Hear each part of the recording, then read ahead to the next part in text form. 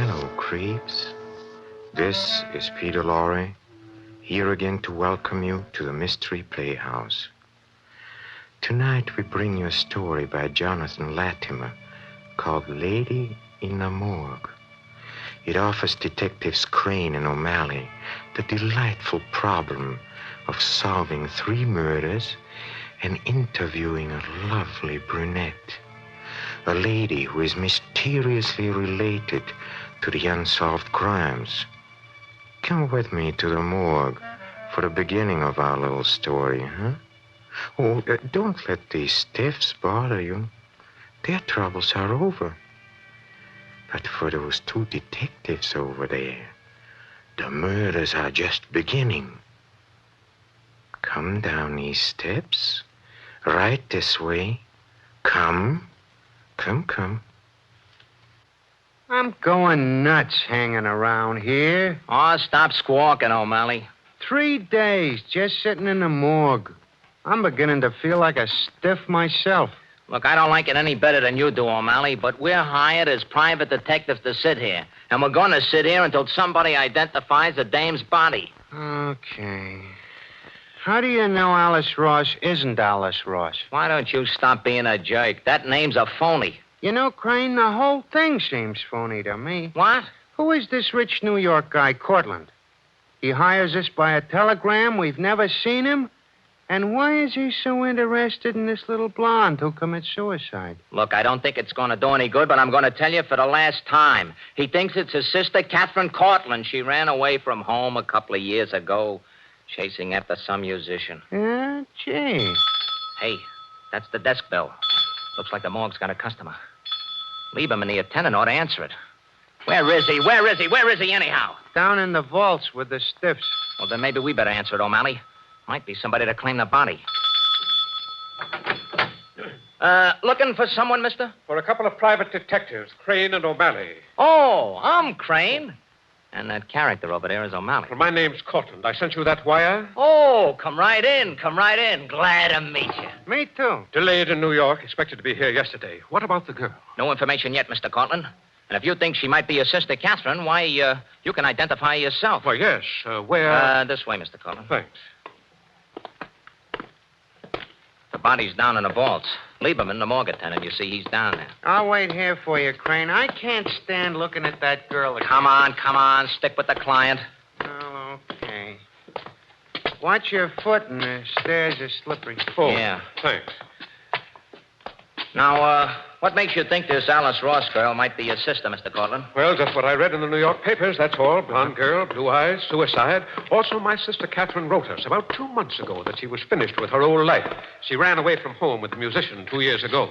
And... The body's in here. Oh. Lieberman. Hey, Lieberman, where are you? I thought you said Lieberman was down here, O'Malley. Yeah, I saw him go down about 20 minutes ago. Come on, Mr. Cortland. The body's on tray number 27. Oh, yes. It's 4, 10, 14... 17, 25, 27. You pull out the tray. I don't like things like this. Oh, there's nothing to be afraid of. She's dead. All you got to do is grab the handle and... Go ahead, O'Malley. You pull it out. Oh, all right. Well, that's a man's body. A man, not a woman. Yeah, she's certain. What? Hey, it's Lieberman, the morgue attendant. Murdered. Murder in the morgue? It's murder, all right. It's head smashed. But where's the girl's body? Yeah, Mr. Cortland, this is a job for the police.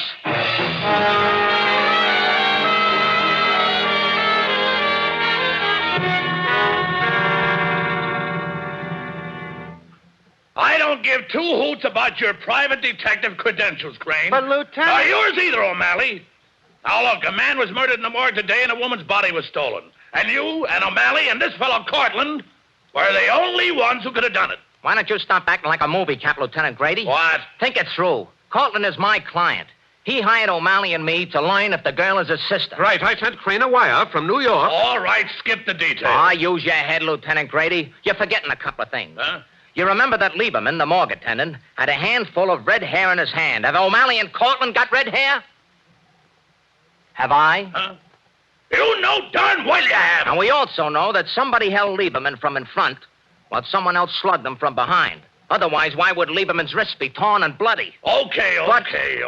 Lieberman had the hair in his left hand. Now, if I were holding your wrists, I'd be holding your left wrist with my right hand, wouldn't I? Oh, I'd be holding your weaker hand with my strongest. All right. Now, what are you trying to prove? We're trying to prove... One at a time, O'Malley. Okay, go ahead, Crane. Thank you, Professor. We're trying to prove that whoever held Lieberman's hands was red-headed and left-handed. And none of us are left-handed or red-headed. All right, Mr. Cortland, pipe down. Crane, go on from there. Lieutenant, we're going to find that missing body for you. All right, Crane. But if you're getting away with something new and something right now, it's only temporary. All right. Come on, O'Malley. And look, don't forget, Crane, one false step and I'll pin the whole thing on you. But permanently. You shouldn't have slammed the door, Crane. You'll make him mad. Well, what happens now? You're going back to your hotel, Mr. Cortland, and wait there till you hear from me. O'Malley and I got to pay a visit to the apartment where the missing body hanged herself.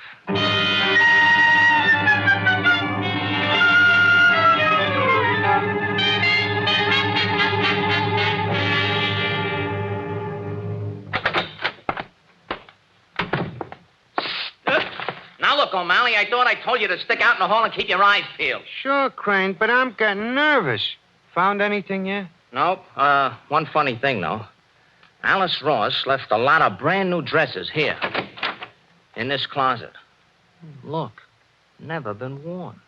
But not a pair of shoes in the place. That don't make sense, Crane. You're telling me.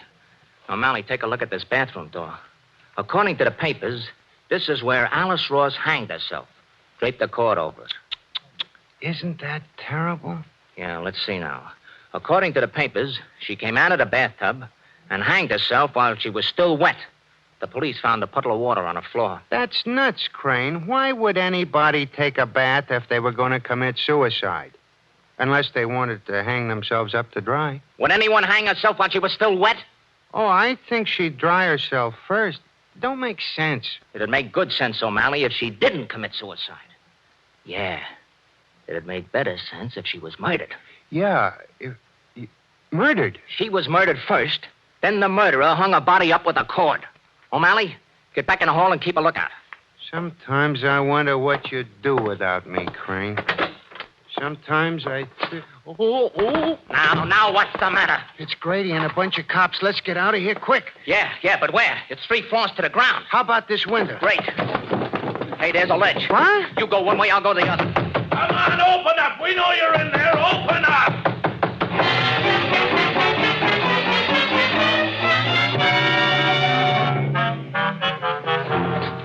Now, if I can hide in this room until... My toe. Get out of here, girl! Shut up. You hear me? Shut up. Shut up. Now, listen. Listen, I don't want to hurt you and I don't want to rob you. And I'll turn you loose if you promise not to make a sound.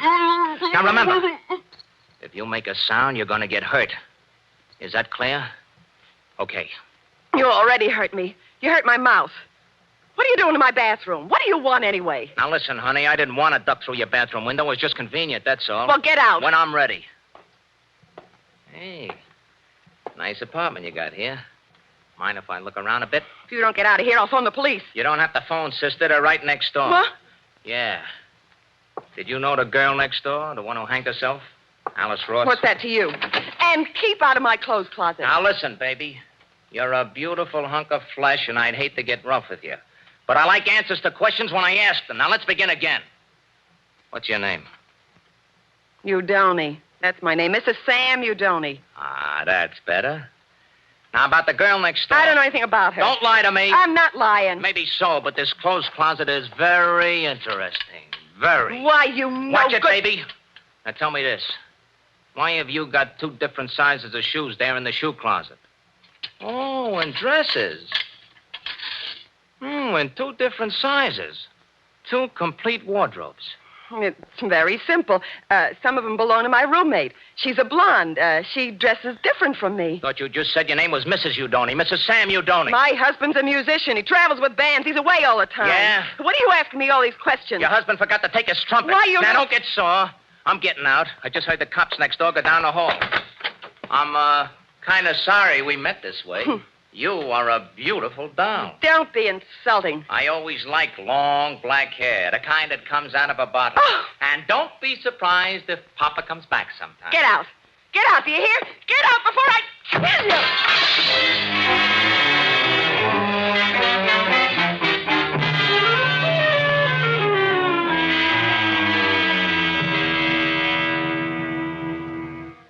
Well, that's what it all adds up to, Mr. Cortland. Alice Ross was murdered. And her body, obviously, was stolen from the morgue to cover up that murder. And if this girl was murdered, and she turns out to be your sister... My sister is alive, Crane. I've just found out. What? Mr. Cortland? Oh, you heard from your sister? Yes, she's alive. So, as she's obviously not the dead Alice Ross, I'd like you both to drop the case. Oh, yeah. Well, I'd like to do that, Mr. Cortland. I'd like to very much, but one small difficulty. Eh? You see, Lieberman, the morgue attendant, was murdered. And I'm still kind of a suspect, and so is O'Malley. And so are you. What? Right. Right. And the only way we can clear ourselves is to break the case ourselves. Right. Right. Besides, I think I know who helped to kill Lieberman and snatch the girl's body. You do? Who?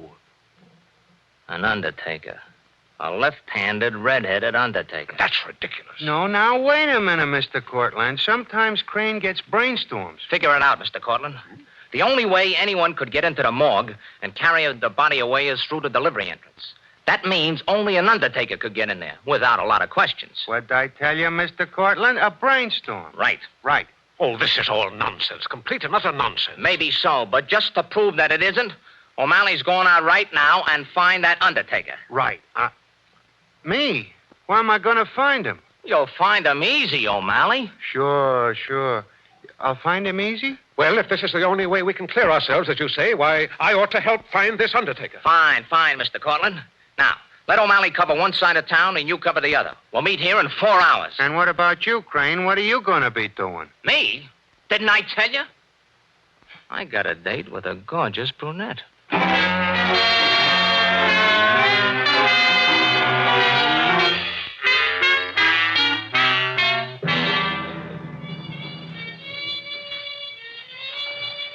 Oh, hello, Mrs. Udoni. I told you I'd be back. You. What are you doing here? Oh, I came to hear the hot music and, be near you. You've got a nerve after what happened today. Hey, that's a solid horn your husband blows in that next room there. Yeah, what makes you think he's my husband? You said your husband was a musician, and I saw a trumpet here this morning. Well, you see too much. What do you want anyway? How does a wife of a musician feel when another woman starts following him around the country? I don't know what you're talking about. Never heard of Catherine Cortland, huh? She never meant anything to Sam. She's been following him around for several years. Must have got someplace with him in that time. Look, you better get out of here. My husband's coming in here. Good. I want to see him. I told him about you butting in here. I'll kill you. Who is this guy, baby? This is him, Sam. You're looking for trouble, mister. I like trouble. What do you want with us? I want Catherine Cortland, or I want a body. What are you talking about? Oh, don't be coy, you Donny. I know Catherine Cortland left New York several years ago to follow you here. What about it? Sure, she followed me here. Does that make me responsible for her? I haven't seen her for months. And who was that living in the apartment next door to you? How should I know? A girl commits suicide in the apartment next door, and right away I'm a suspect. Get out of here. Okay, you Donny. Just one thing. You see this nice shiny badge? The body of the blonde who was murdered in the apartment next to yours. Apartment? Murdered? What do you... The papers said that... Sure, the paper said suicide, but she was murdered, you Donny. Murdered. And her body will be in a city morgue in 4 hours, and I want you to come and take a look at it.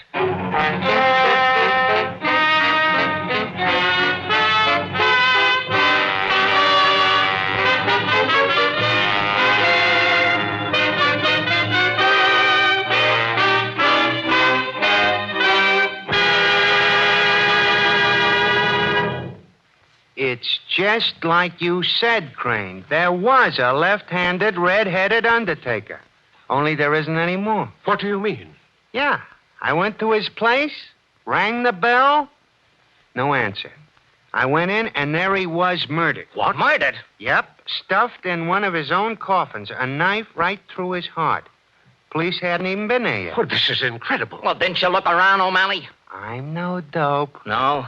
I looked at his books, And I found out that a girl named Alice Hughes was buried today, Forest Tree Cemetery. That's our blonde. You're wonderful, O'Malley. I love you. Ah, it was simple. Now, we got to move fast. Get out to the Forest Tree Cemetery, get that body, and return it to the morgue. How about me? You? You come along too, Cortland. Let's go.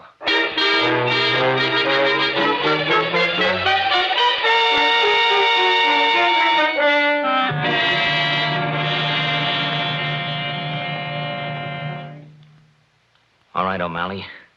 Lift her up. Put her on the table. Easy now. There. Now can I go? Stick around. I got a job for you. You certainly have a genius for the fantastic, Crane. Digging this body out of its grave, sneaking it in here in the morgue. I only do what's necessary, Cortland. Now, look. Are you sure this girl isn't your sister? Absolutely. Well, it's the same body that was swiped from the morgue, and she was murdered. Murdered? Furthermore, whoever killed this girl knows I've located the body and returned it here to the morgue. So what, Crane? The killer's going to try to steal the body again. And you, Mr. Cortland and O'Malley, are going to catch him. Red-handed. Me? You. But, Crane, how can you be sure? I made sure. Now, listen. Here's what we're going to do. We leave the body here, on this table, with a sheet over it. Then you two get under the sheets on these other tables. But those are tables they perform autopsies on. Right. And the murderer, when he comes in, will never suspect that you're under those sheets. All right, Crane. I'm game. I'm leaving you two here alone. I'll beat it out and get Lieutenant Grady.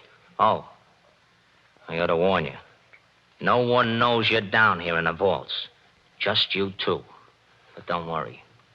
The killer will be here. Oh, good luck, boys. Just us two and the killer, Mr. Cortland. I'm not afraid. Let's get under the sheets now. Turn out the light.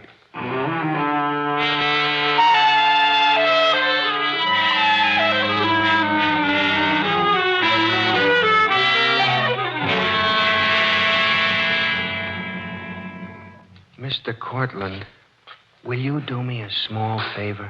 Why, certainly, O'Malley. What is it? Every now and then, reach over and pinch me. That will be a pleasure. Why? Every time I get under a sheet, I go to sleep. You don't mean to say you could go to sleep in a morgue, waiting for a murderer? Why, that's ridiculous. My mind agrees with you, but when my body feels a sheet, it goes to sleep. In fact, it's going now. O'Malley, did you hear that? What? I swear the door opened and closed. Shh. Listen. Footsteps. Oh, yeah. Keep the sheet over your face.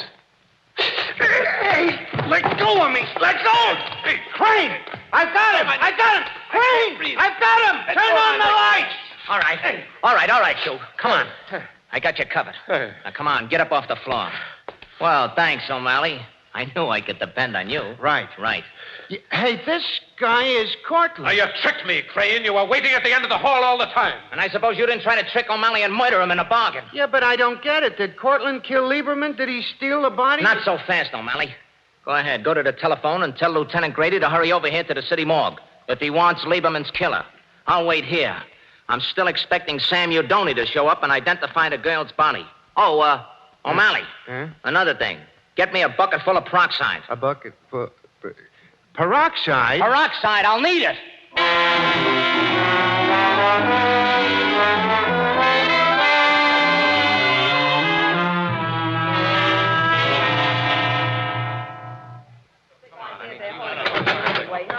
What's this all about, Crane? And say, who are all these people? Well, O'Malley, you know, and this is Sam Udoni and Mrs. Udoni, and this is my client, Mr. Cortland. Your client? Then why you got him handcuffed? Well, it ain't merely because he didn't pay his bill. Now, no cracks!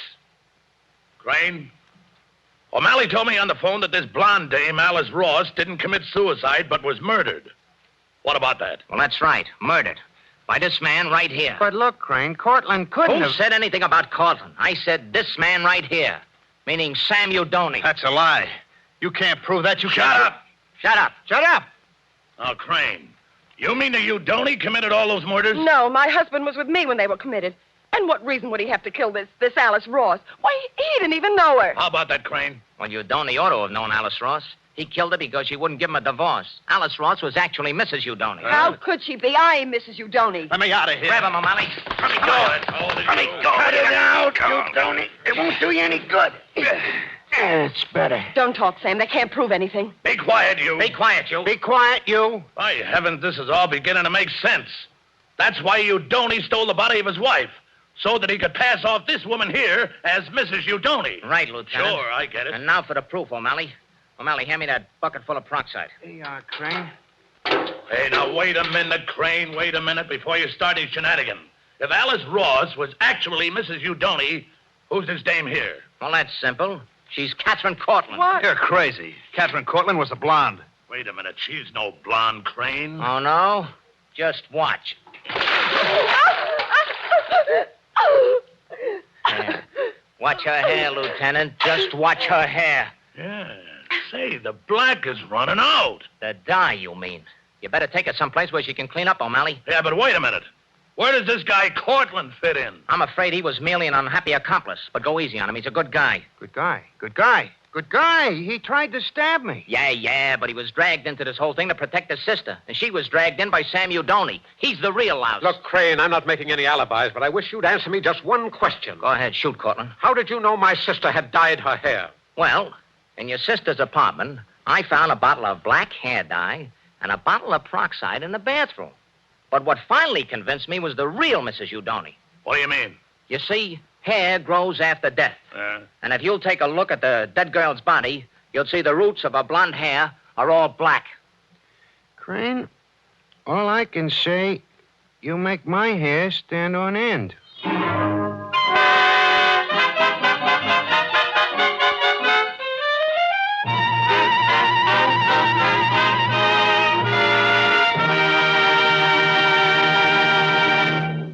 And that was Lady in the Morgue by Jonathan Latimer. Oh, yes, we were going to have a guest ghost on tonight's broadcast. Oh, but poor fellow, he was taken gravely ill. The doctors have given up all hope. He's going to live. By the way, if you have any pet vampires you'd like to hear about on these programs, just drop me a line. Just give the letter to your favorite witch with instructions to take her broomstick and knock on the door of the Mystery Playhouse. Armed Forces Radio, Los Angeles, USA. Now it's time to close the doors before all these bats fly away. This is Peter Lorre saying good night. Sleep tight.